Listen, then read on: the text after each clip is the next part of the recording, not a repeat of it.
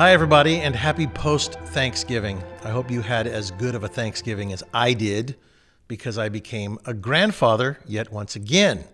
My daughter gave birth to a little beautiful baby girl, 7 pounds, 2 ounces, and her name is Melody Grace. What a blessing. What a blessing.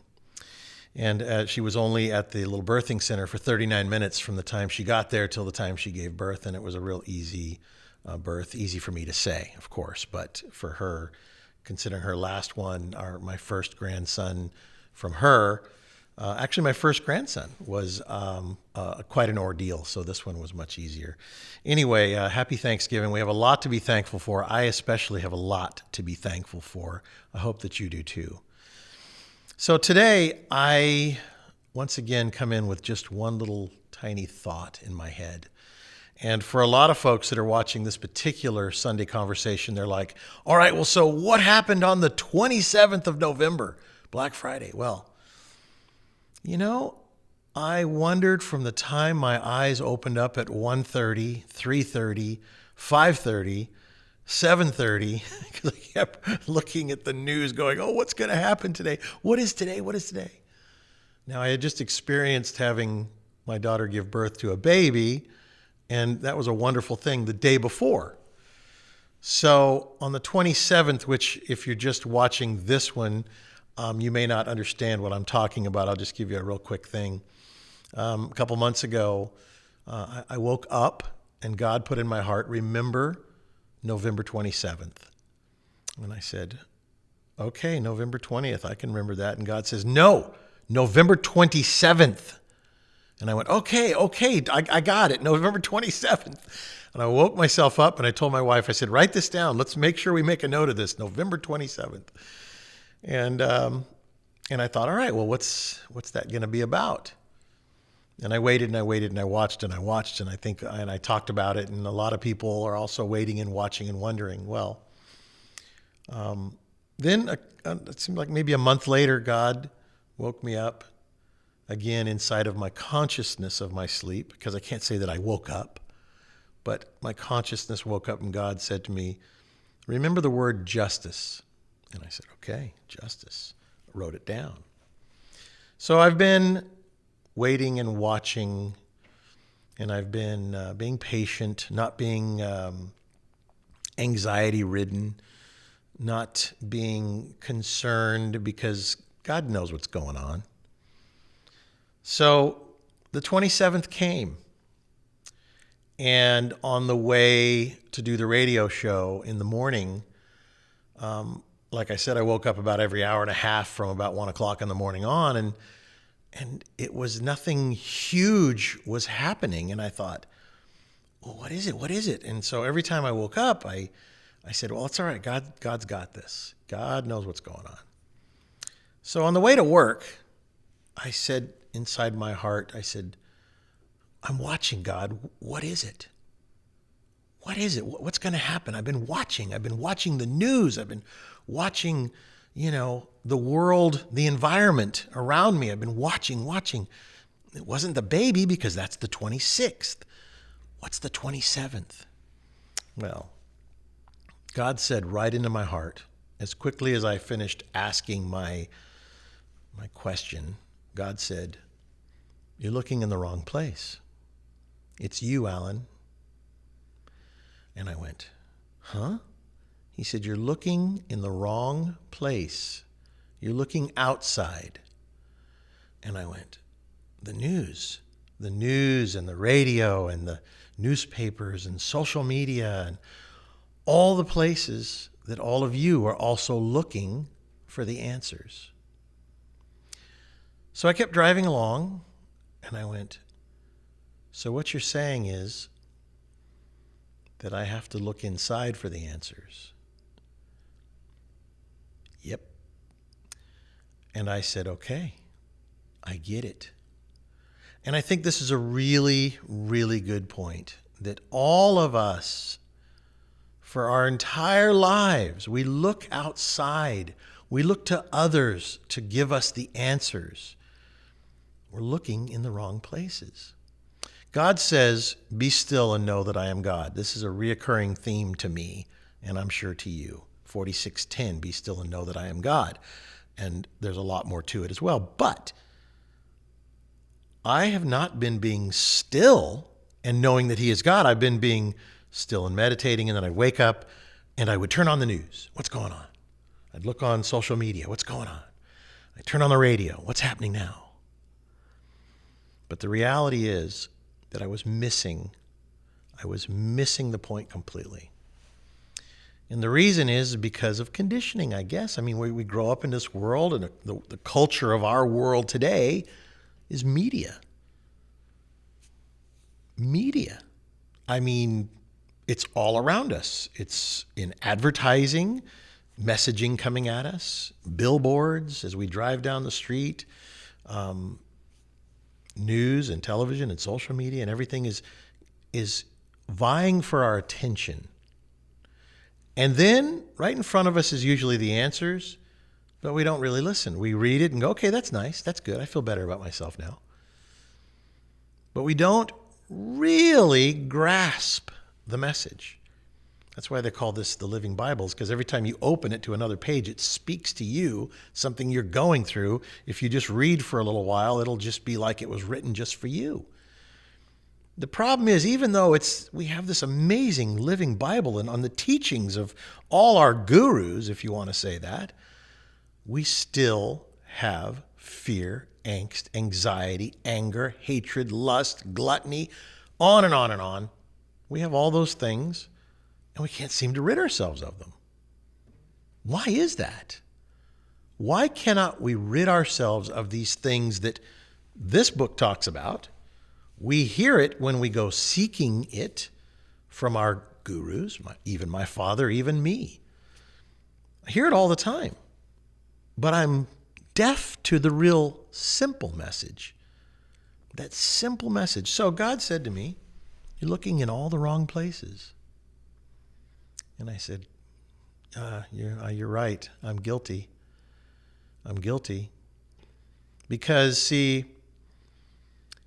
there is a huge canyon between the reality of what's going on, the truth of what's going on, and on the other side of the canyon is this virtual separate universe from what the reality is. Now, when I go to the Grand Canyon, if I stand on the edge, I can look across to the other side and I can see to the other side, and I see this gigantic canyon. And actually, I can see it's beautiful, but I also can see that it's dangerous, that I better be careful. And, you know, they build these structures that are made out of glass. I think you might have seen it, to where you can go out onto the glass and look down and see the side of the canyon wall and all this. And I think to myself, people love to do these scary things. And there's a lot of even videos of people that are just, they go out there and their fear just has control over them. And they're just holding onto the edge, and they can't just walk out knowing that it was engineered, built structurally to hold 3 or 4 times the amount of people that they'll allow on it, and understand that, you know, they wouldn't open this up to the public if it wasn't viable. Okay, so, but they still walk out onto this thing, holding on to their friends and looking down, and the fear inside of them, the fear. So I look at life right now, and I see all this scary stuff going on. And I know that it's dangerous, so I don't want to tempt fate. But I'm becoming more aware of the reality of the fact that this whole world is built on this theatrical or theater aspect of keeping us in our emotions, keeping us, you know, like walking out onto that glass platform so that we can feel the fear running through the adrenaline running through our veins.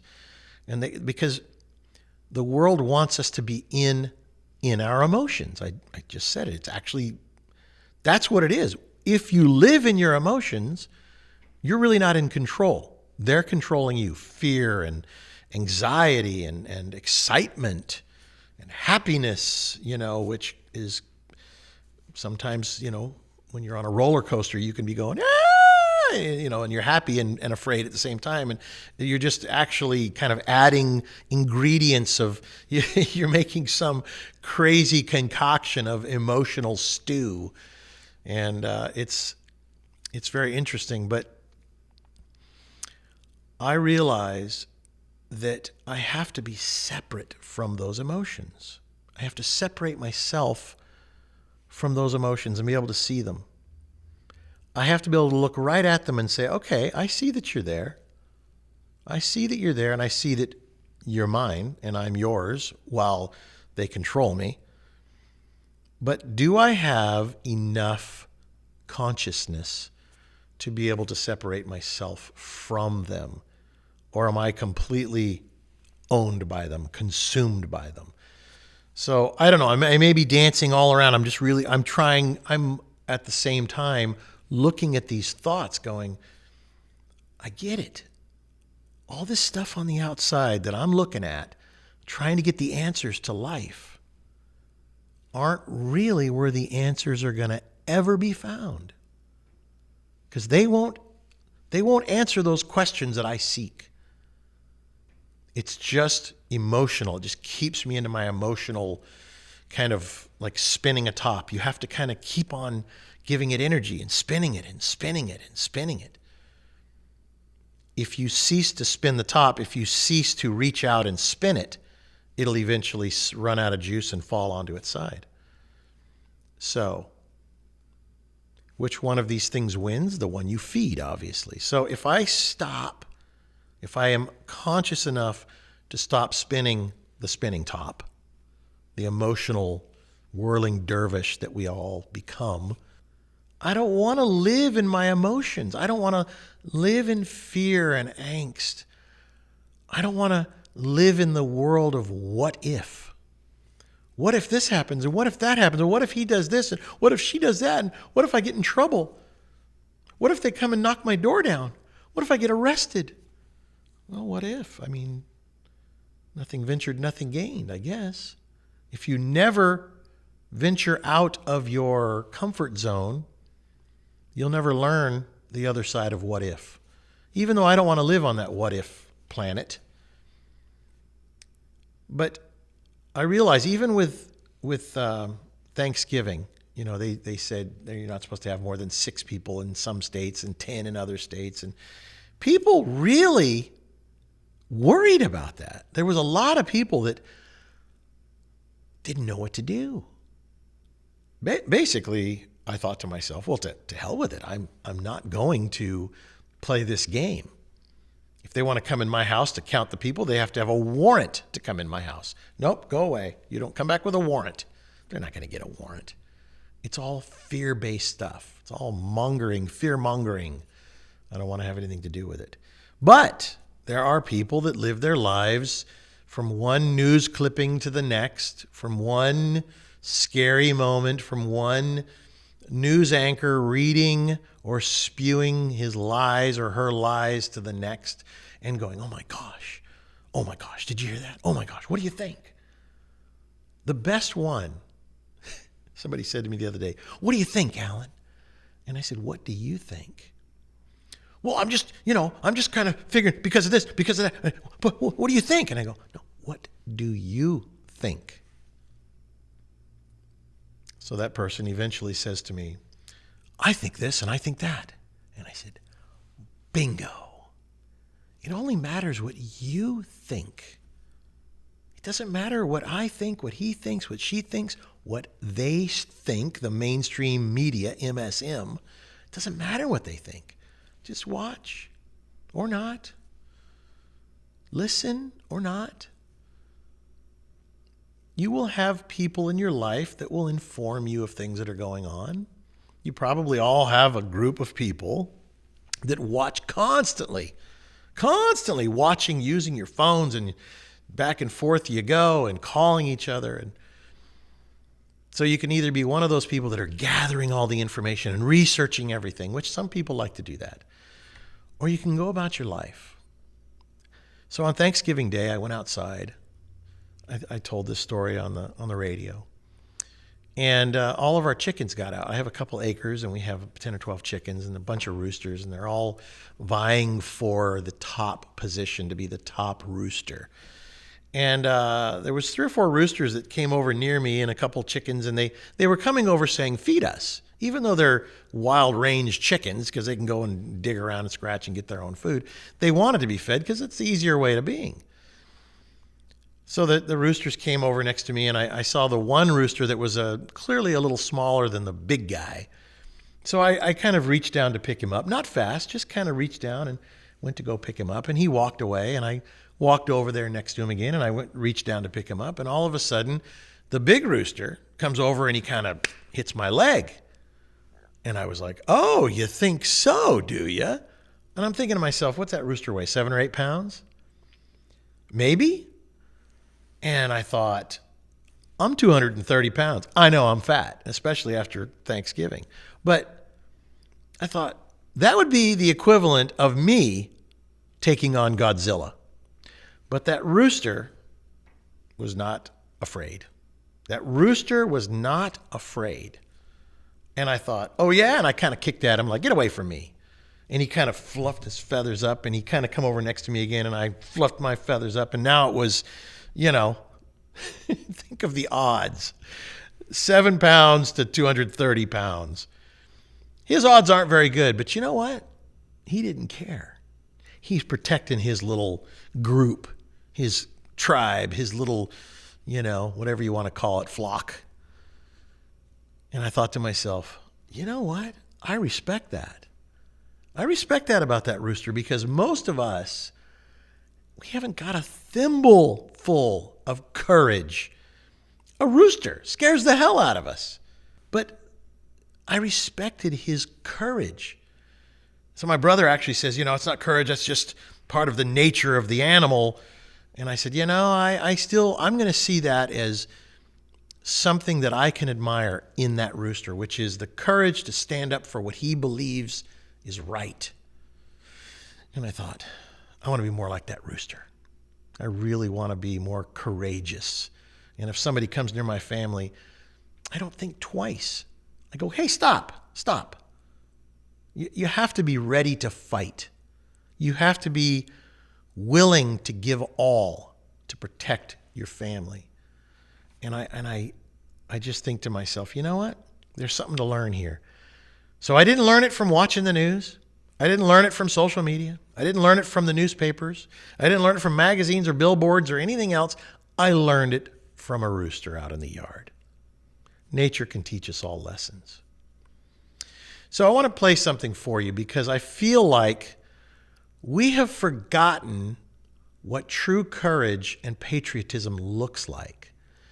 And General Flynn was on the news a lot here over the last 6 months. And somebody put together a compilation of showing what true courage looks like.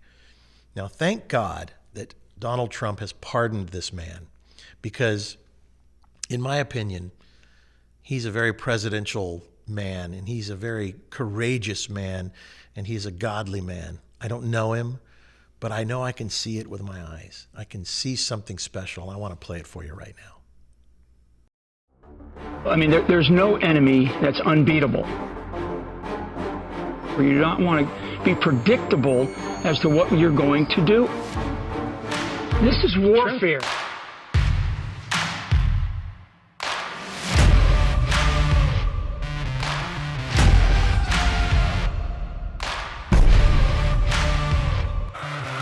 Lock her up. That's right. Lock her up.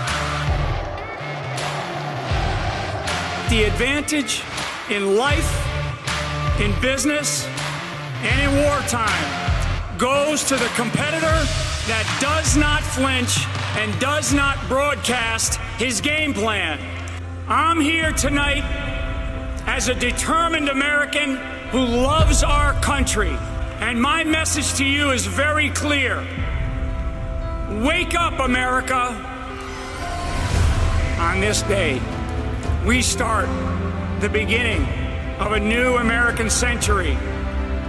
A time when we turn our heads forward with persistent and relentless focus on protecting our communities, our families, and our country with our feet firmly planted on the ground and by holding individuals accountable for their actions. Does he have the temperament to be commander-in-chief? Yeah, no doubt. I think the American people are much, much smarter than you know. We should clearly define our enemies, face them head on, and then defeat those that seek to threaten our country and our way of life. If we lose freedom here, there is no place to escape to. This is the last stand on earth.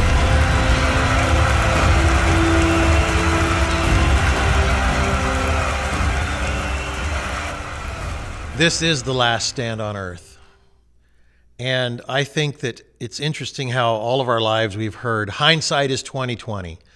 And I do believe that the year 2020 will always be used as hindsight, as what not to do, because you can see clearly backwards what you shouldn't do again. The rearview mirror is smaller because to look back, you can look back and see what's going on, but the windshield in front of you is much bigger, and that's the direction we have to head. And you know, I think to myself, when I listen to a man like General Flynn, I think that guy pretty much lost everything. And there he is. Just 6 months ago, they put this out, and it was from the Panda Tribune. I just want to give them credit for it. Great job. But there he was, standing back up in the face of adversity, saying what needed to be said to us, the American people, we the people. So I wanted to play that because to me, that man has courage, he has character, and he is a patriot. And I want to be like that. I want to be able to stand up and be steadfast in what I believe, know who I am, know what I believe, not look around me when somebody says, "What are you going to do?" and go, "I don't know, what should we do?" I'm just going to take a step forward and say, we're going to do this, and hope that God puts it in my heart. And if I have true faith and conviction and courage, he will. And I've been really seeing that all of us look outside for the answers. And so for me, my 27th, the day that God told me to watch for this day, November 27th, I woke up. I woke up and realized that just like everybody else, I was looking for the answers on the outside. I want the news people to tell me. I want somebody who's smarter than me because, see, I don't think I'm that smart. And I'm not that smart. I don't have to be that smart. I have to be willing to risk everything. And if I lose, it's okay, because our freedom is not free. The price of freedom is not free. And we are expendable. We have to fight for that freedom. My granddaughter was just born on Thanksgiving, and I want to try and ensure for her, I want to try and ensure the American dream. The American dream. And you know what? If America is no longer here, if it's Chimerica, because we, the people, didn't stand up with courage, without flinching, without being willing to lose everything we own for the sake of our children and our grandchildren, then we didn't do our jobs. So I wanted to play that because I just felt like that is a beautiful example of what courage looks like, what it sounds like, and what it is. I salute you, General Flynn. And I think that this kind of a man is the kind of man that you do offer a pardon to. And, you know, there's a lot of people that say such horrible, wicked things about President Trump for his pardoning that man. And I think to myself, you know what? I don't care what they say or think. I don't even hear it anymore. I hear it and it's just noise, background noise. So I hope that you'll join me in looking at 2020 as hindsight, what we should never do again. We should never just sit back while people are taking one brick at a time from the foundation of our house, sit there on our comfortable couches and wait for our house to fall down. They're taking our foundation of America away from us one brick at a time. We have to stop that. We have to band together, one nation under God. And those that are not under God will not be part of this nation, will they? They'll go back to where they came from, or they'll say, you know what? I've made a mistake. In my life, I've made a lot of mistakes, and I'm sorry for them, and I have repented for them, and I have shame for them. But I look at that shame now and I say, you know what? That is going to be what I use to never want to go back again, because it does not feel good. I don't want to live in my shame. It's just another one of the emotions out there. They're all designed to teach us something. Just like eating Thanksgiving dinner. How many of us overate? How many of us laid there in bed feeling sick to our stomach in the middle of the night, being just ashamed of ourselves for overeating? I was, and I didn't even eat that much. But as I'm coming closer to the truth, I'm seeing more and more about everything. It's just odd that, and it's not odd, but it's odd to me because I'm now starting to see things with my own eyes. I don't have to ask somebody, what do you think of this? What do you think of that? And when I do, if I do, just because I'm not very smart, they tell me what I need to hear, which is, don't worry about that, which is what I thought anyway. Or, this could be a problem, but if you do this or that, I love getting advice. I love asking for it, but I love more the fact that I already knew it in my heart of hearts, and I just say thank you. So it's still new to me. I feel like I'm just, I've heard the expression a baby Christian or a new swimmer. And you get in the water and it's like just learning how to, paddle through the water. At first, you don't really, take full strokes. You just kind of mill around in the water. And then after a while, since I played water polo in school and surfed, I could almost run across that water. I was so fast. But I know that I'm just new at having true vision. And I gave the name of our app, FHU Vision. And you can get our app to listen to our radio show and this Sunday conversation and a lot of other good stuff at FHUVisionApp.com. But really, it is all about having the ability to see things with your own eyes, in your own heart and mind, and not have to be told. Because it's not yours if you're told what to do. You need to look at life and be still and know that He is God and that He will provide the answers for you if you're willing to lose everything, willing to gamble everything on one turn of pitch and toss, lose everything, as Rudyard Kipling's poem If says, and bend over and build it again with worn-out tools. We have to be willing to stand up, whether we win or lose, because the price of freedom is not free. We have to be willing to stand up for what we know is right. And that has just almost disappeared from America. General Flynn has it. Donald Trump has it. And I see it in other people that are supporting Donald Trump. And I love that. That's why I lean that way. So today, for the 27th, everybody was wondering what it was. I was wondering too. And really, it may not have been for everybody else. It was probably just for me. But hopefully, it'll be for you too. We have to stop looking for the outside to get the answers and start looking within. And I know you know the meditation exercise, Be Still and Know. It's available at the foundation. You can find it for free at FHU.com. And oddly enough, we complicate things in our minds and our hearts so much that it takes us, years and decades and lifetimes to wake up and one day you go, oh my gosh, everything that my head has been telling me has been a lie. The monkey brain has been feeding me lies. The liar lies. I said it last week on the Sunday Talk. I got a lot of mail from that. And thank you for all your mail. Alan at FHU.com if you want to send me an email. And I try and respond quickly.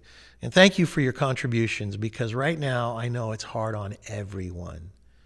It really is. And the foundation is struggling just a little bit, but the beautiful thing is that I know that God's really ultimately got control of what the end is going to be of all of this struggle. So put your faith in God. Remember, he gave us his only begotten Son to shine a lamp on the path back home. So there you go. Thanks to God for giving my daughter a easy birth and a beautiful little baby girl. Thanks to you guys for enabling us to do the radio show, the foundation, and everything that we're doing to try and shine a lamp under your feet.